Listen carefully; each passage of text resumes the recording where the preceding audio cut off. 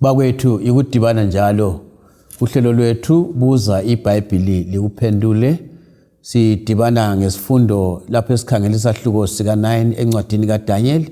Ngikhamba lo mfundisi Obi Mpofu, enye impofu izasifica phambili. Mfundisi Obi, siyabonga ukudibana njalo kuleli viki. Siyabonga, salibonani balaleli, siyahlangana njalo kule iviki lapho esifunda khona iBhayibheli. Sisithi buza iBhayibheli likuphendule. Sengathi uNkulunkulu angaba lathi asinike inhlakanipho yokuzwisisa lezi zinto, lamandla ukuthi siziphile lokuthi siqaphele ukuthi siphila kusiphi isikhathi. uNkulunkulu asenzele umusa umfundisi Obi Mpofu. Siyabonga. Siyabonga mfundisi Mpofu. Balaleli singakangeni kungxoxo yethu yalamhlanje lo mfundisi, yithini ngiliphe inombolo zocingo u0718444196 0718444196. Lezi nombolo ungathumela khona umbuzo wakho. Nxa lo mbuzo ekuchasiseni kwamfundisi lapha kukhona ongakuzwisisanga kahle, khululekile ukuthi uthumele umbuzo wakho. Nxa ufisa ugwalo iGreat Controversy, lugwalo esilunika mahala kungela mbadalo, uyathumela umlayezo wakho khona lapho ucele lolu gwalo uzalithola mahala. Mfundisi Mpofu, asingeneni kusahluko salamhlanje, isahluko sika 9. Kunjalo. Kuyini okwenzakalayo lapha uDaniel, kwenzakalani kuDaniel chapter 9 nxa sikhangele kulesi sahluko? Siyabonga. Esike sibuyele futhi emuva kancane. Impinda. Yes, impinda. Siyakhumbula ukuthi iviki eliphelileyo besikhuluma ngendaba leyana eyamalanga angu 2300 days. Esicine sibona ukuthi iminyaka engu 2300 days. Esithe thina amalanga lawa ayephiwe ukuthi kuyenziwe izinto ezimbili. Okwakuqala ukuthi kuhlanjulwe indlu engcwele. Ngu-number 1 lo. Okwesibili ukuthi kususwe imisebenzi yophondo oluncane ekunyathezela phansi amaqiniso evangeli ngoba amaqiniso ecebo losindiso. Sayesibona ukuthi kusiya phambili laphana kwafika esigabeni sokuthi uDaniel kazwisisanga lesi siprofeti, waze wagcina egula okwesikhathi esithile, wachiwa laphana engazwisiswanga. So lapha ke nxa singena ku chapter 9 singena silomnakano ukuthi kule ndaba esele ilenga emoyeni, kule ndaba engaphelanga, yikho esikubonayo lapha. So yikho ke ekumele sikunanzelele. So ngizabala ke lapha uDaniel chapter 9 iverse 1 siya ku 3. Ithi yona, ngomnyaka wokuqala kaDariyu indodana kaAsehure uMede ngokuzalwa, owabekwa waba inkosi yamakhaladiya, ngomnyaka wokuqala wokubusa kwakhe, mina Daniel ngabona ezincwadini ukuthi ubunengi beminyaka yokuchitha kweJerusalema elakhuluma ngayo ilizwi lenkosi kuJeremiah umprofeti uza kuba iminyaka engamachumi ayisikhombisa. Ngase ngikhuleka enkosini uNkulunkulu ngayincenga, ngazila ukudla ngigqoke izembatho zokulila ngihlezi esilotheni. So uDaniel lapha sibonani njengoba sitshilo futhi ukuthi yena engqondweni yakhe kuloku uthunjwa kwamaJuda lokugqilazwa kwabo iminyaka engu7 ayisikhombisa kunjalo. So usebala lapha encwadini kaJeremiah echoyo ukuthi baza kuyathunjwa khona ngale bahlale iminyaka eyisikhombisa. Uyabala iminyaka engamachumi ayisikhombisa yibo. So uyabala lapha encwadini le. Futhi lokhu ngokunye inkuthazo. uDaniel kazange athi yena ungumprofeti kabali iBhayibheli. Kodwa uyabala incwadi zabanye abaprofeti. Ngesizathu sokuthi abaprofeti laba esihlangana labo eBhayibhelini labo babe ngabafundi beBhayibheli. Babefunda iziprofeti zeBhayibheli. Babe ngathi hayi mina ngiyatshengiswa kuphela. Babe thatha isikadawo befunda kwabanye. Bedingisisa ngembhalo kaNkulunkulu. So isifundo esihle kithi sonke sona leso.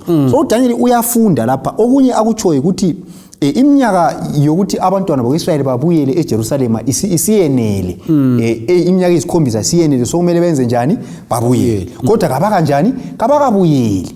So ngezinye indlela uDaniel usebona isiprofeti esiphuzile ukugcwaliseka. Kuyini okwenzakalayo? Usezibuza abe sekhuleka ke laphana uthi yena wancenga uNkulunkulu wazila ukudla.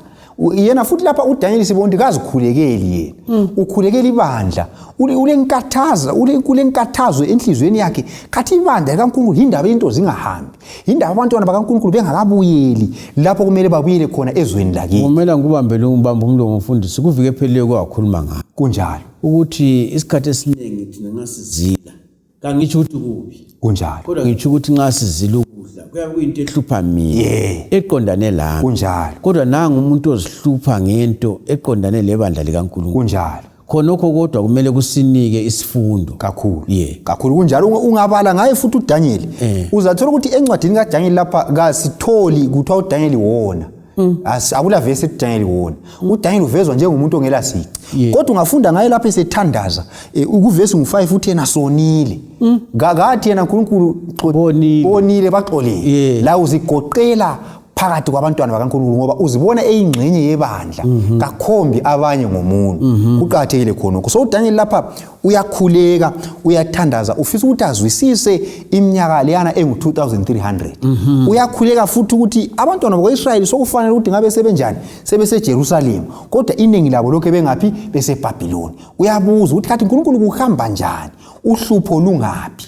engcayemfundisi ngiyakwazi lesi isifundo esigcweleyo esidingela inyilanga kodwa ungadlula kikho ukuthi ukukhuleka wayengakhuleka ezidlela nje kunjalo kodwa kwenza ukuthi akhuleke azazile ukudla ngoba zathi nxa umuntu esekhuleke sezile ukudla kuthi uthi iqiniso kulento ayingqameleyo kunjalo kulento ayijongileyo kunjalo afuna ukuthi yenzakala ungathini kubalaleli ngamafitshane ngendaba yokuthi nxa into ngithanda indaba kaElijah ukuthi wayengumuntu njengathi kunjalo kodwa wakhuleka elisikhathi earnestly kunjalo elesindelo lithi wakhuleka ngobuqotho kunjalo ungathini nje ngamafitshane sisedlula sihlali khona siyabonga uhlela thinta ibala eliqhathekile elokuthi ukukhuleka ngobuqotho okwakuqala ukuzila ukudla kuqhathekile ekuthandazeni ngoba okwakuqala kutshengisa ubuqotho yikho uzabona ukuthi uJesu la engakaqalisa umsebenzi wakhe wazila yikho uzabona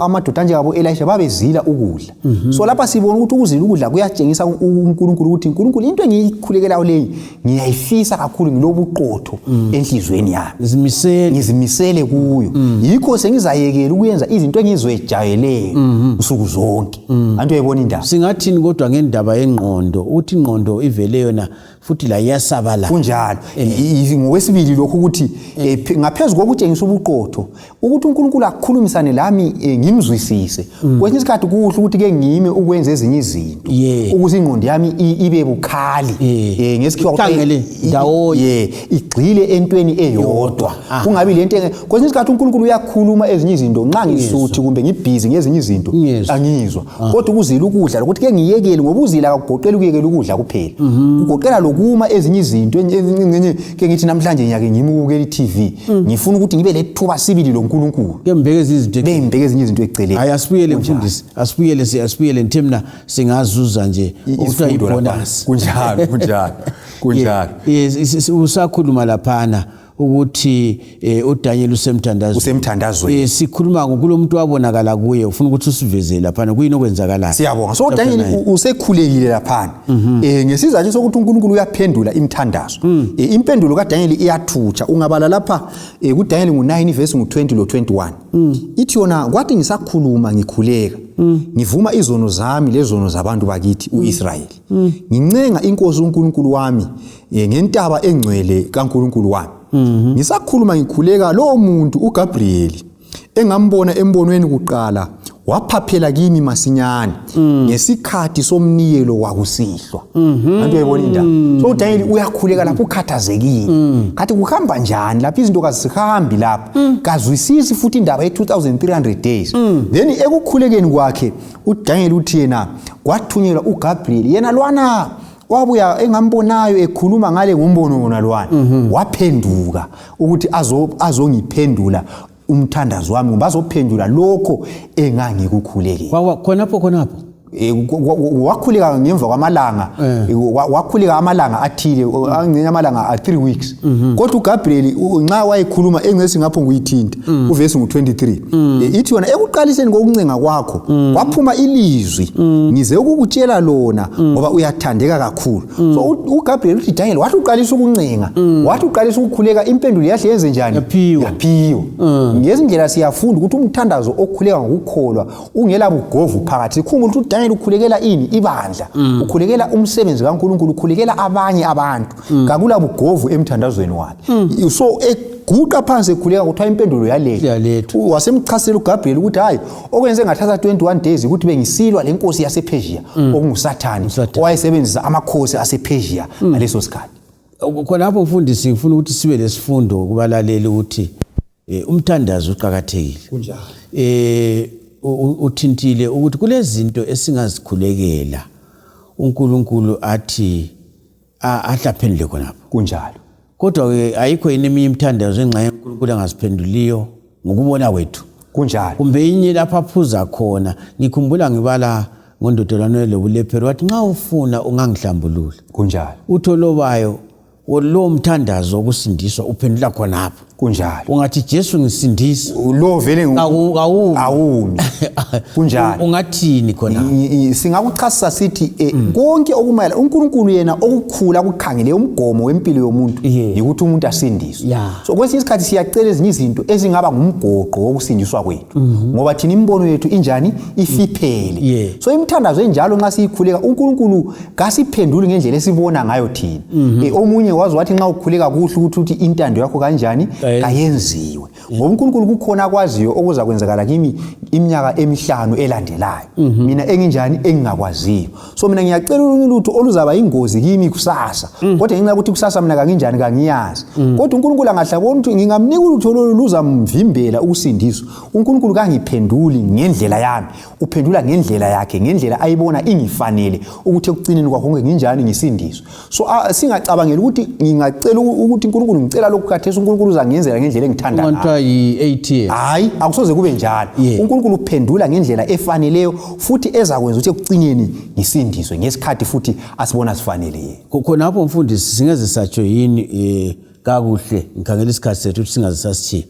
Singeze sakutsho yini sikhululekile ukuthi nxa ukhulekela umbuso kaNkulunkulu impendulo vele leyo kayimi leyo kayimi ngoba leso yisisiqoqela sendaba indaba leyo yindaba kunjalo kodwa mfundisi kawutsho ukuthi ngingakhulekeli ukuthi okunye ukuthi ngithola ukudla kumbe ngifuna imoto hayi kawutsho ukuthi ngenze nje kunjalo kodwa okusobala lapha ngasifunda uDaniel ukuthi ungathi uNkulunkulu ngicela ukuthi ngisindiswe lo umthandazo khonapho angithi lo Jesu uthi yena funana umbuso wezulu nini ukuqala so kuya kuqala ngumbuso wezulu uGabriel lapha angazi kumbe ufuna ukuthi wacela abalaleli besikuchasise ukuthi angithi ngiyothatha indawo kaLucifer kunjalo uGabriel uLucifer wayengenye yezingilosi leziyana okuthiwa ngama covering cherub kumbe amakherubi asibekelayo so uLucifer esewile uGabriel wangena endaweni yakhe yikho uzathola ukuthi even ungabala incwadi kaDaniel lencwadi kaSambulo lapho okulo Gabriel khona uSathane uyaxokozela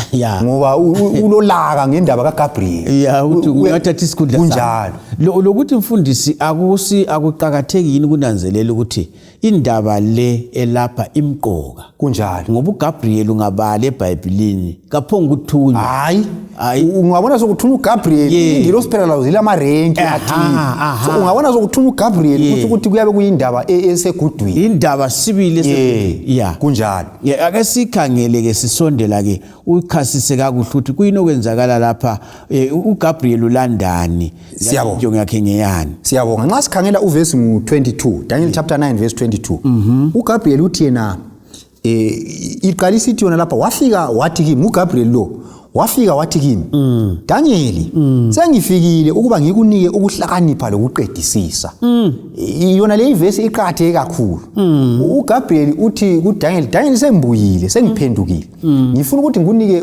inhlakanipho lokuqedisisa so umbuzo okhona ukuthi kusukela kuverse ngu13 lo14 esibale khona ngeminyaka ngamalanga lana sithe iminyaka engu2300 kukhona yini okunye phakathi lapho uDaniel angazange akuzwisise ungakubala usukela khona lapho uzathola ukuthi akula ndaba phakathi kwe2300 days lo verse 22 uDaniel angayizwisisanga so kusithi ukuthi uverse 22 uGabriel ubuyisela uDaniel kuverse ngu14 ka chapter 8 lapho kukhulunywe khona ngamalanga lana ngu2300 so Gabriel uthi Daniel sengiphendukile ukuthi ngizokuchasisela ngana leminyaka ngeminyaka leyana engu2300 osele ungayizwisisanga ngoba ngelanga sikhuluma ngayo wagula wagcina ufeyintile so sezochasisa ake sizwe ukuthi uchasise sithini.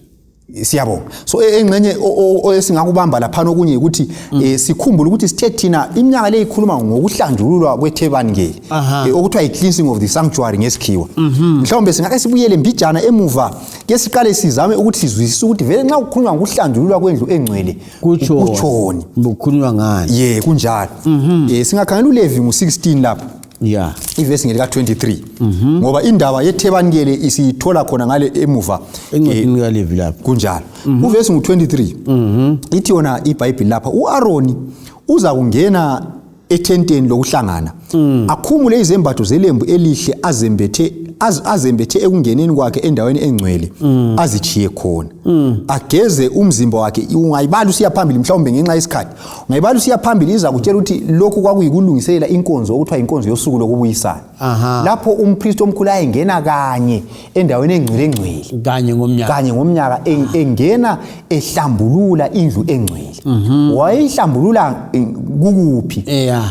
Abantwana bakwaIsrayeli babelenkonzo ababezenza kuThebanikele insuku zonke inkonzo zokuvuma izono. So babevuma izono ngokwenzani ngokuthi abamba ikhanda lenyamazana avuma isono sakhe kunyamazana leya isono sakhe sisuke kuye siye enyamazaneni then inyamazana leya ibisibulawa bese ukuthatha igazi lenyamazana lichelwe ngaphi kuThebanikele. Kusitsho ukuthi isono sisuke emuntwini sayenyamazaneni igazi lelana lichelwa laphana lilesono ngezinye indlela kumbe ligazi elingcolisa iThebanikele. So kusitsho ukuthi abantu ngabe bevuma izono bekulala izinyamazana kuchela igazi kuThebanikele yayingcola. So kwakusiba lenkonzo eyayisenziwa kanye ngomnyaka eyokuhlanjululwa kwendlu engcwele eyokuthiwa i-cleansing of the sanctuary. So ngasikhuluma i-cleansing of the sanctuary sikhuluma ngokuhlanjululwa kwendawo engcwele kususwa izono zabantu ezivunyiweyo. So kusitsho ukuthi ngemva kweminyaka engu-2300 days kwakuzaqalisa inkonzo yokuhlanjululwa kwesanctuary yasezulwini. Isihlanjululwa ngaphi? Isihlanjululwa ezonweni ezivunywe ngabantu ukuze uJesu nxa ephuma kuleyo ndawo aphume abantu bakhe bengasela zono izono sezibuyiselwe kubani? KuSathane owazilethayo. Mfundisi indaba enkulu leyo icasisayo. Ake sikhangele kubana nxa sikhangela ngalesi sikhathi sona akubuyelekisa ukuthi amaJuda angena ngaphi kulesi sikhathi kutshone kithi siyabona kumaJuda i2300 years anduthe iminyaka le sibambe njalo kwenza ukuthi abalaleli bangaze balahleke kunjalo. Yes uyichasisa so lapha engcenye okwayivikile sizathinta ukusungulwa kwale iminyaka ukuthi vele yona iqalisa nini ngoba ukuthi size sibe kwazi ukuthi iphelela ngaphi kumele sibe kwazi iqalisa ngaphi. So ungabala ke uGabriel seqalisa ukuthi achasise lapha uvesi ngu24 uthi yena amaviki angamachumi ayisikhombisa uNkulunkulu owamisele abantu bakini lo muzi wakini ongcwele ukuba kuphele ukwenza okubi lezono emva kwalokhu kuthethelelwe izono kuqiniswe ukulunga okungapheliyo kuze kugcwaliseke umbono lesiprofeti kuhlanjululwe le ndawo engcwele kakhulu kumbe indawo engcwele kuthiwa i-most holy place. Ibisisithi yona kuvesi ngu25 ngakho ke yazi uqedisise ukuba kusukela ekuphumeni kwelizwi ukuba kwakhiwe futhi iJerusalem kuze kube sekufikeni kogcotshiwe kuza kuba ngamaviki ayisikhombisa. So lapha kulezinto ezimbili esizibonayo kulesikhathi lapho kuthiwa ngamaviki ayisikhombisa okuthiwa yi70 weeks. Isikhathi lesi kuthiwani ngaso? Kuthiwa siphiwe abantu bakini Daniel kutshiwo amaJuda abantu bakibo kaDaniel baphiwe umusa ngesikhiwo kuthiwa yi-probation ukuthi abantu lapha bakini Daniel sebewone kakhulu kwesikhathi eside sebephiwa iminyaka le bangahlule ukuphenduka ngeminyaka le ukuthi bayisizwe esikhethiwe kuyaphela. So ngezindlela amaJuda baphiwa iminyaka amaviki angu70.